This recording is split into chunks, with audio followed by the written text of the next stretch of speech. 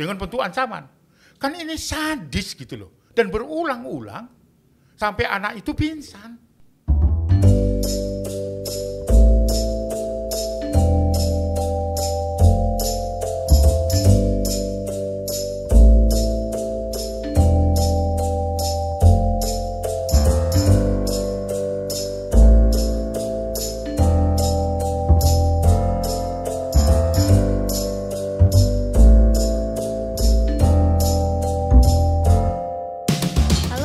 Indonesia, jumpa lagi bareng Nia di Ngobras, ngobrol bareng Bang Aris. Dalam episode kali ini kita akan membahas satu kasus yang cukup ramai di kalangan media sosial juga dalam waktu beberapa hari ini, karena ada satu buah kasus besar, yaitu kasus sodomi. Dan ini sangat memprihatinkan karena korbannya usianya 3 tahun dengan pelaku 10 orang. Dan itu terjadi di kota kelahirannya Bang Aris. Betul, prihatin kita. Prihatin sekali ya Bang. Betul. Anak 3 tahun yang gak mengerti apapun harus menjadi korban. Menurut pandangan Abang tentang kasus ini gimana? Sangat serius ya, tapi sebelum itu gitu, serius saya tapi santai. sangat kaget ya, dikagetkan ada satu peristiwa seorang selebritas ya yang dinyatakan bersalah dan untuk kasus kejahatan seksual. Oke Bang, Ya, sepertinya seperti Nia tahu nih. sodomi. Ya. Bentuknya sodomi. Oh, oke. Sangat kaget dan dihukum pidana ya, satu kekerasan seksual dan kayaknya korupsi ya, untuk menyuap lah begitu. Ini jadi saya kaget gitu ya. Pagi-pagi loh kemarin saya nonton sebuah tayangan gitu nih ya. Gak tahu ya pandangan netizen di rumah. Ya, sebelum saya jawab yang serius dari Boleh. Medan tadi ya. Karena saya harus ungkapkan juga ini. Dia Ya, di situ seperti pahlawan. Ya, pejuang. Lepas dari menang dari pertandingan. Lalu kemudian diekspos, kemudian disambut banyak orang. Dan semringah begitu. Waduh, ini ada apa ini bangsa ini gitu ya. Karena semua orang tahu nih ya sebenarnya ya. Kasus kejahatan seksual, predator-predator itu bahkan bisa diancam dia dipasang chip sehingga kemana-mana itu ketahuan. Ini saya kayak pahlawan gitu loh. Baru pulang dari medan perang begitu Bang. Kaget tuh. Ini persoalan kita, persoalan bangsa ini bagaimana gitu. Orang yang sudah melakukan kejahatan seksual masih dilulukan kayaknya menang dari pertandingan gitu loh. Apalagi kan kita baru dari Jepang ya, Olimpiade kan. Seolah dia pulang dari Olimpiade mau ngebawa emas gitu kan, kemudian disambut. Lah ini pelaku kejahatan seksualnya, aduh. Gak habis pikir saya. Mendapat tempat pula di media dan kita. Dan kemudian ya, yang sangat herannya itu media-media kita terus menyambut bikin program gitu. Ini ada apa gitu loh. Kayaknya nggak ada orang lain memanfaatkan situasi seperti ini, tapi justru mencelakakan anak-anak kita yang menonton gitu loh. Ini kan nggak ada unsur edukasinya. Oleh karena itu saya kira ya berlebihan lah kalau Komnas Perlindungan Anak mengatakan ya jangan berikan kesempatannya untuk tayang pada mengisi acara-acara televisi kita dalam situasi sekarang. Nantilah karena ini memberikan contoh yang tidak baik. Kan banyak sebenarnya ya.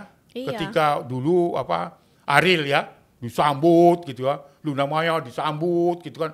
Padahal lalu ya kemudian medianya sendiri. Jadi oleh karena itu saya kira sedikit cerita ya sebelum itu tadi itu. Karena boleh, saya nggak kuat kalau saya melihat seperti itu. Karena predator-predator kejahatan seksual itu adalah merupakan pelaku-pelaku tindak pidana luar biasa yang tidak bisa ditoleransi oleh akal sehat. Apalagi sodomi. Nah itu kaitannya dengan kasus Medan. Ya. Dan tentunya kondisi psikologis mereka juga nggak normal. Makanya jangan sampai nanti yang 10 orang yang kau ceritakan tadi, yang terjadi di Medan itu, pelaku sodomi itu, nanti kalau dia lepas, kayaknya sudah bebas begitu. Ironis sekali ya. Seharusnya juga si artis itu menolak itu. Istirahatlah dulu. Tapi Gitu loh. juga sebenarnya harus menjadi perhatian juga Bang, kalau dari medianya juga lebih memperhatikan kalau gimana sih dampaknya kalau misalnya korbannya kemudian melihat di televisi, di media, terus masyarakat kita banyak yang menerima Itulah gitu. yang mau saya katakan. Iya, Korban yang melihat tayangan seolah-olah seorang artis itu, selebritas itu bebas ya dari penjara dan kemudian itu adalah suatu kemenangan. Wah, enggak lah.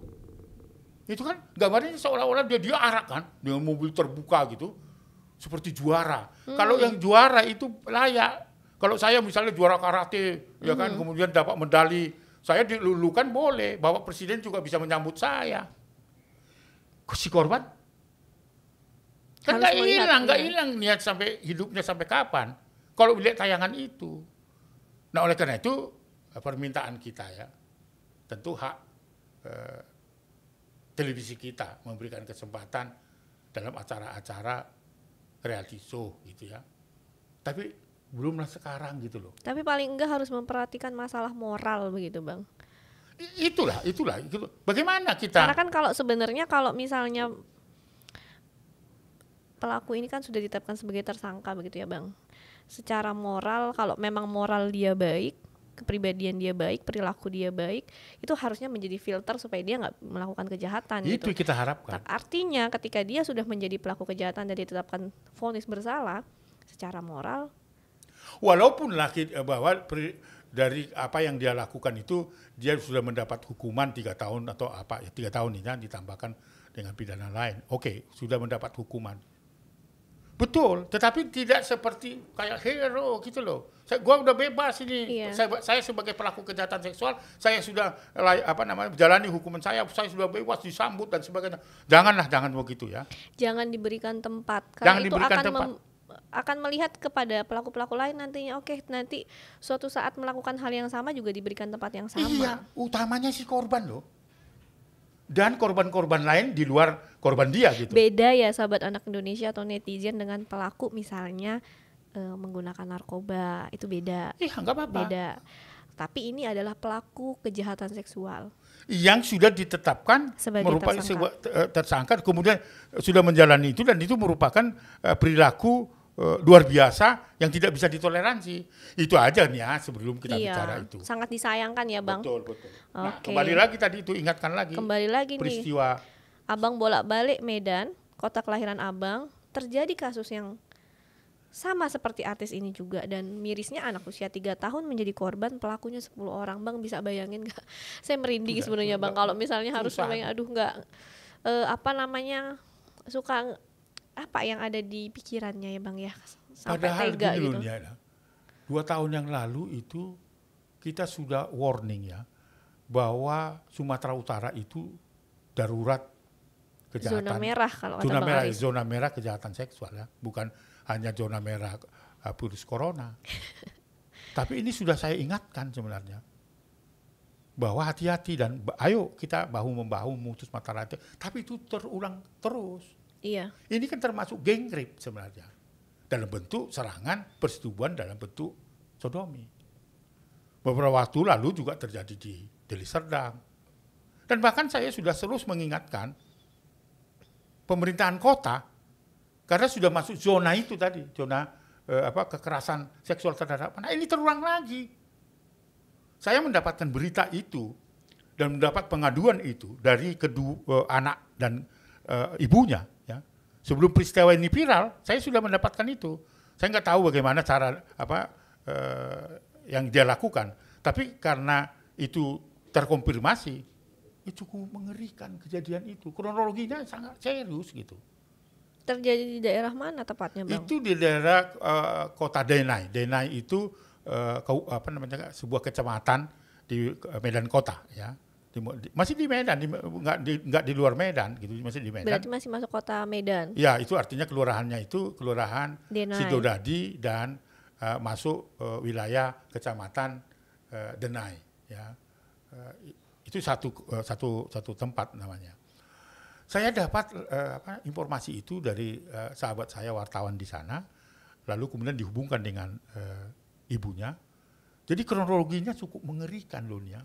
Waduh, sulit saya menceritakan sebenarnya. Tapi harus saya ceritakan memang kondisinya seperti itu. Pukul 14 di tanggal 23 Agustus tahun 2001, pukulnya ya jamnya sekira 14.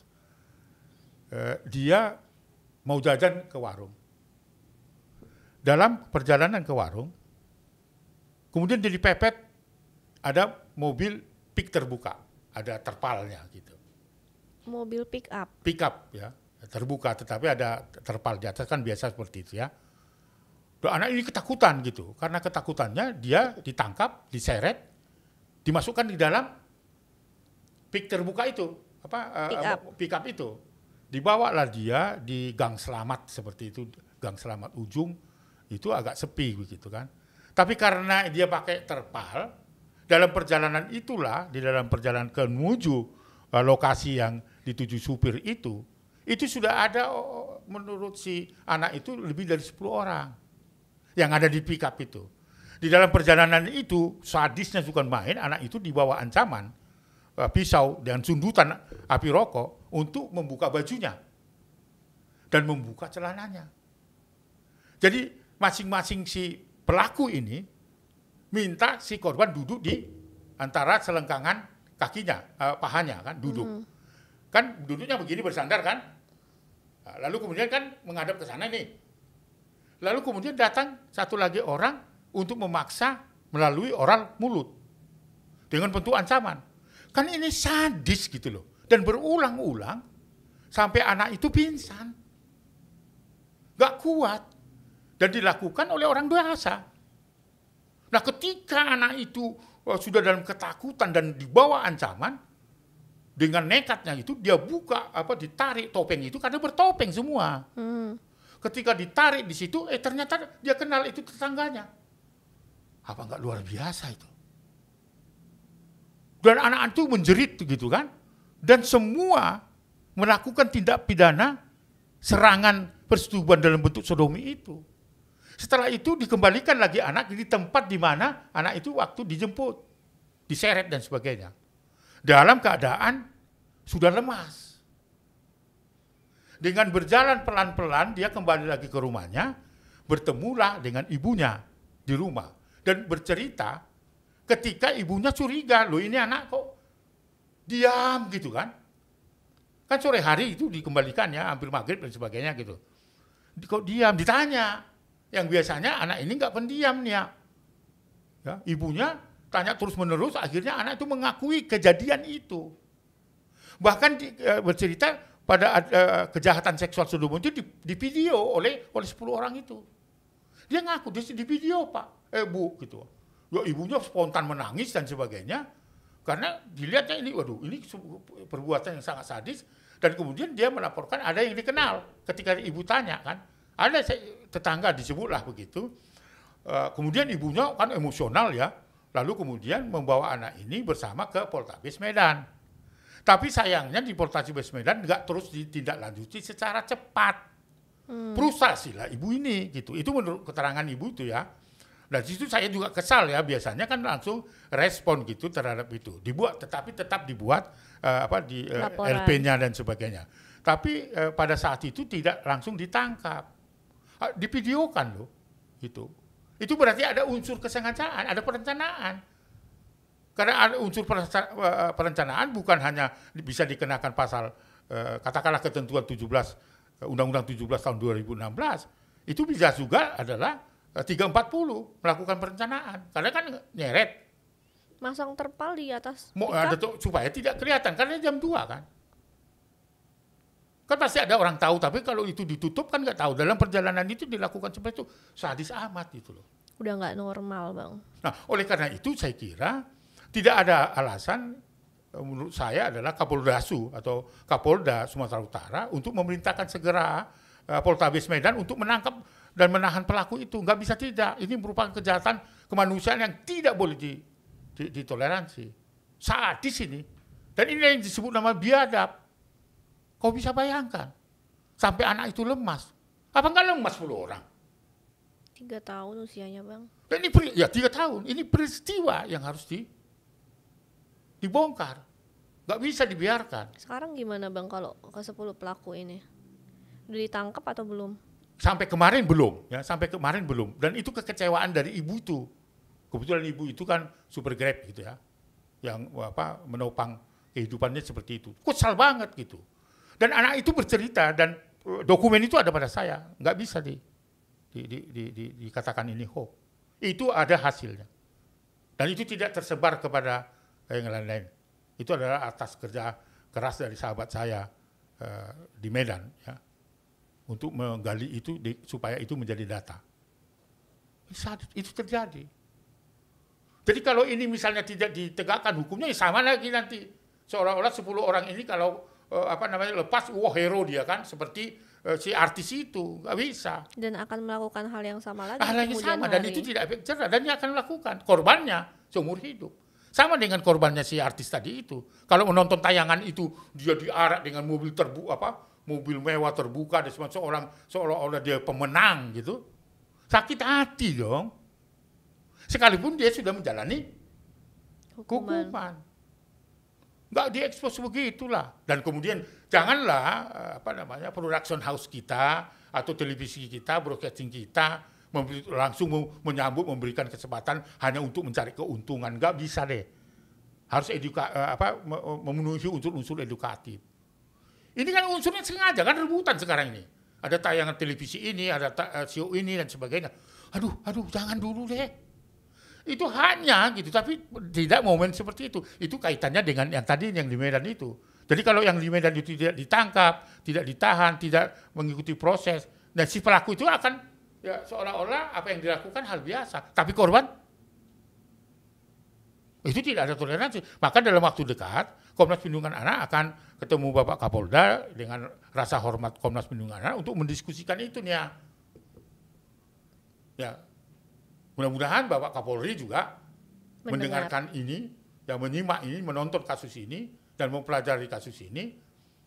Karena beberapa waktu lalu situasi anak Indonesia, termasuk perbudakan seks, kejahatan seksual dalam bentuk serangan persetubuhan sodomi, insest dan sebagainya, sudah kita sampaikan kepada Pak Agus sebagai Kabaris-Krim Mabes Polri.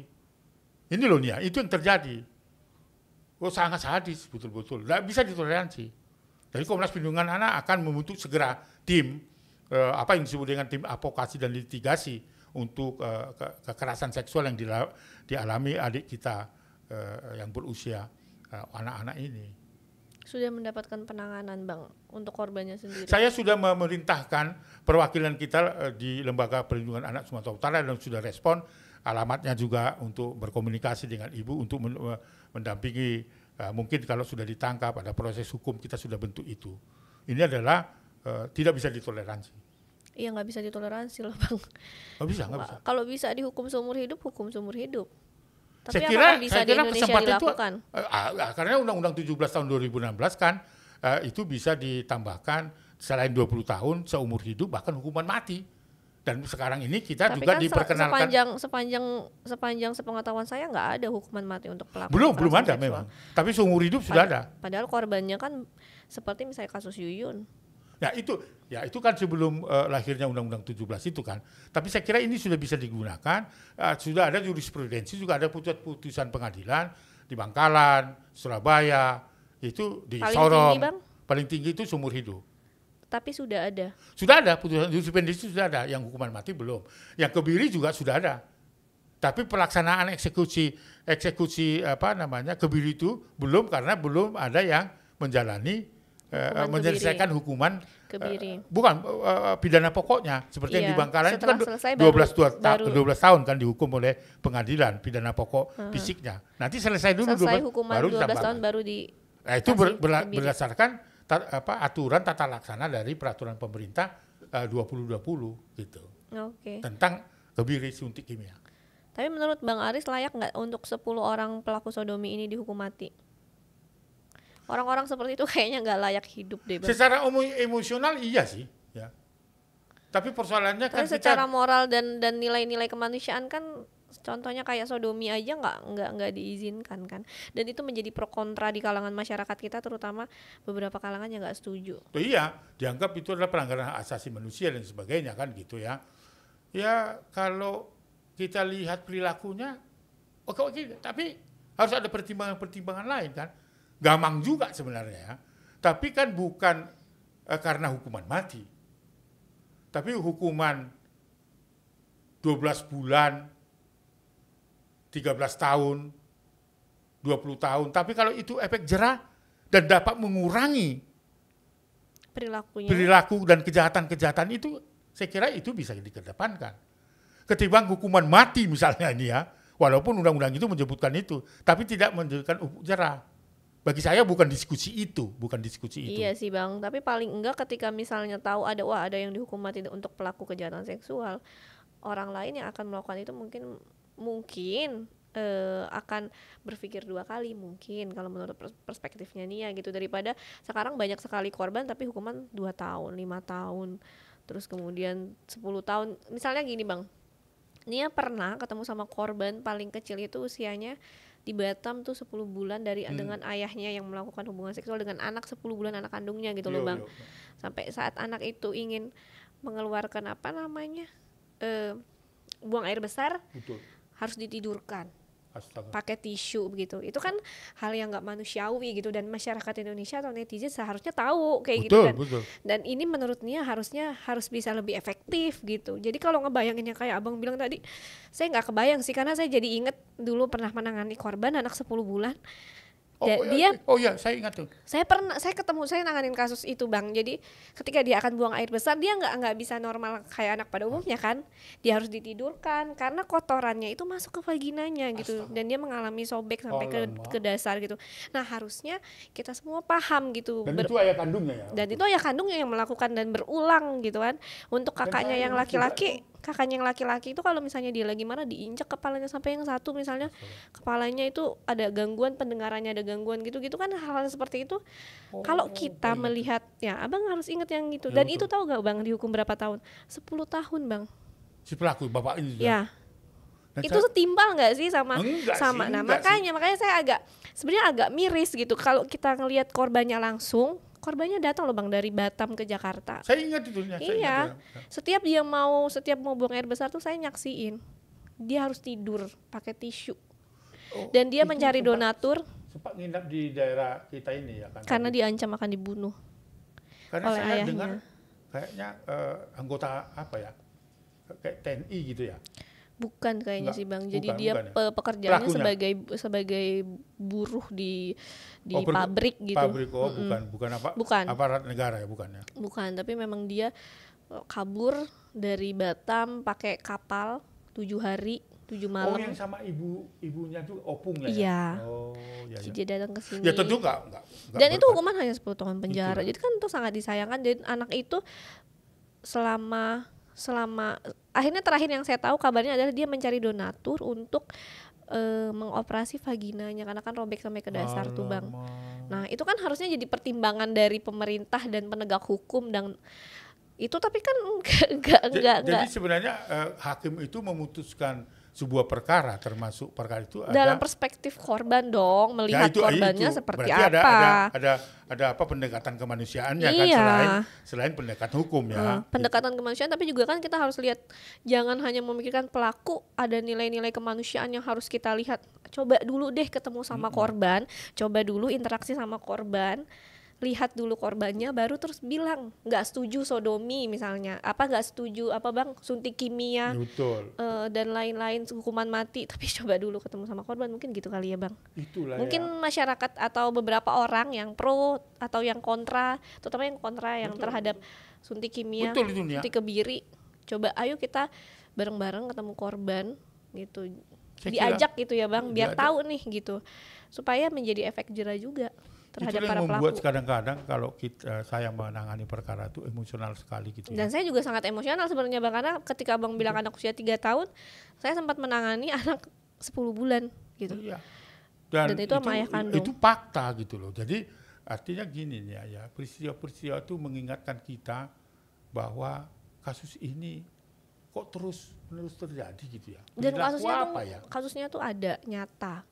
Jadi kalau teman-teman atau sahabat anak Indonesia yang pengen tahu, datang ke Komnas Perlindungan Anak, mungkin menjadi relawan biar bisa tahu bahwa apa yang selama ini dibilang sama Bang Aris itu tuh nggak hoax, enggak, itu semua enggak. benar gitu. Jadi biar semua juga jadi makin melek gitu ya Betul. Bang, makin sadar bahwa kejahatan seksual itu ada di sekitar kita. Termasuk ini harus serius ditangani yang Kota Medan ini. Iya. Kau bisa bayangkan dengan sengaja, itu kan nggak hanya sekedar melihat anak lagi ada di pinggir jalan terus ngambil kan gitu, karena ada perencanaan, karena ada 10 orang di situ, ditangkap, ya, diseret, diangkat, dimasukkan dalam mobil pickup bak terbuka itu kan, tapi sudah dipasang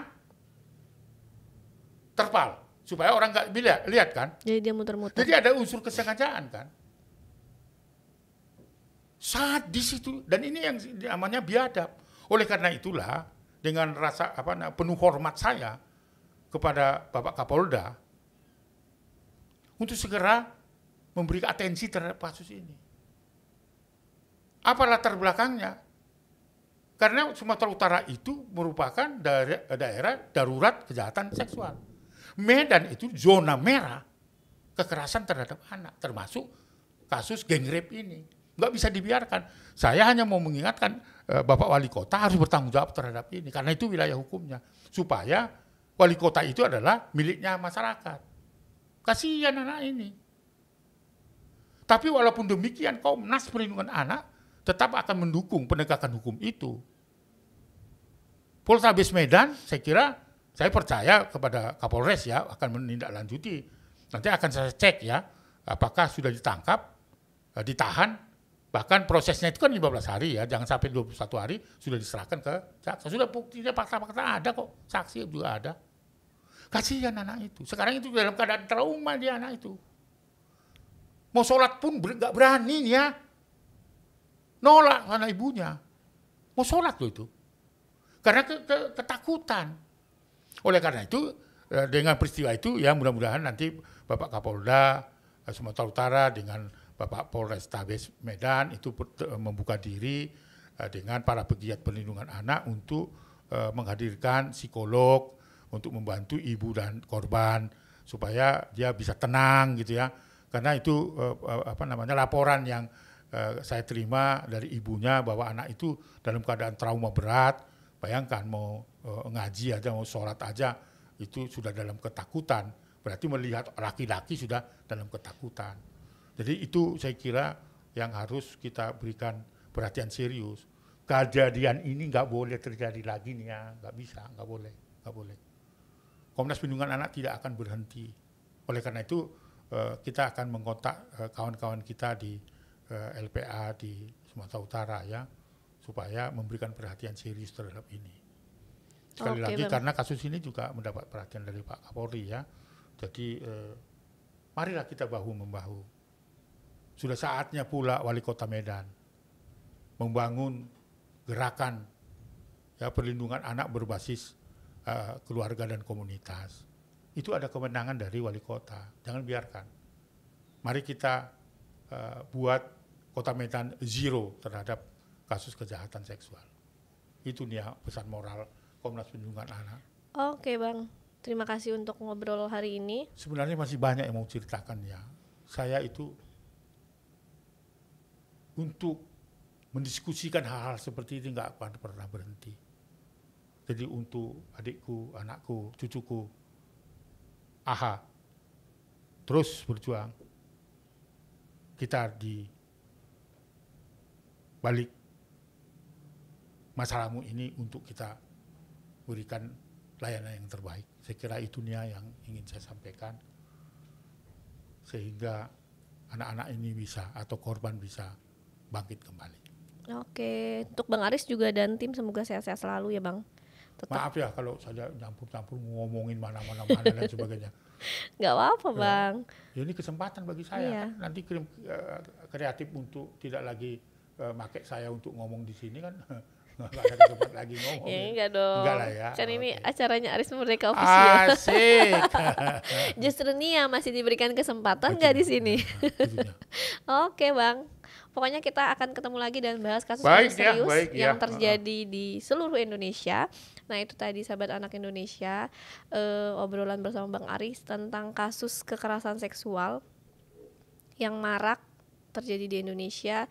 Semoga untuk kasus yang di Sumatera Utara, sodomi terhadap anak usia 3 tahun dengan pelaku 10 orang segera mendapatkan kejelasan dan pelaku bisa segera ditangkap. Dan semoga juga pihak media kita juga lebih memperhatikan terhadap tayangan-tayangan khususnya untuk pelaku kekerasan seksual yang terduga, misalnya kalangan artis tadi ya Bang, Ya, tidak mendapatkan tempat, ya paling enggak melihat dari sisi korban lah gitu. Nah, dukung terus Aris Merdeka Official dengan cara like, comment, share, and subscribe. Salam anak Indonesia. Anak terlindungi, Indonesia maju. Sampai jumpa. Dah.